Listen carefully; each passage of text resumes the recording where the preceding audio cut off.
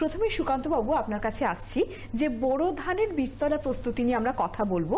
এই বীজতলা প্রস্তুতির জন্য ঠিক কি রকম জমি নির্বাচন করা প্রয়োজন এবং তার উপযুক্ত জাতগুলি কি কি যদি একটু বিস্তারিতভাবে আপনাদের জানান। বোরো ধানের বীজতলা এখন শুরু হয়ে গেছে। আমাদের যে প্রথম প্রশ্নটি আপনি করলেন যে বীজতলার জন্য যে জমিটা আমরা নির্ধারণ করব সেটা কেমন হতে হবে, এখানে মাটির যে গুণগত মান যেটা বলতে চাই সেটা হলো দোআঁশ মাটি বা এঁটেল মাটি এই বোরো ধানের জন্য খুবই দরকার হয়ে পড়ে এবং সেটি খুব ভালো হয়।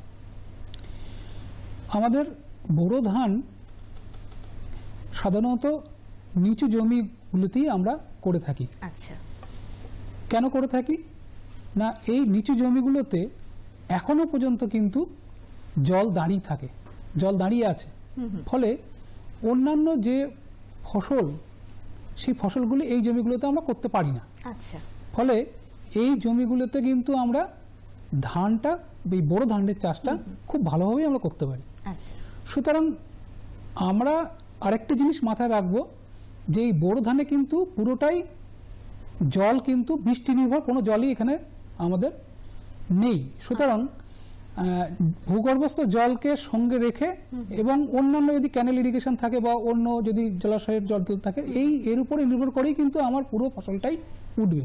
আচ্ছা, সুতরাং এইরকম এই জলের সুবন্দোবস্ত থাকতে হবে নিচু জমি, সেই জমিটাই আমরা এই বোরো ধানের জন্য আমরা নির্বাচন করব।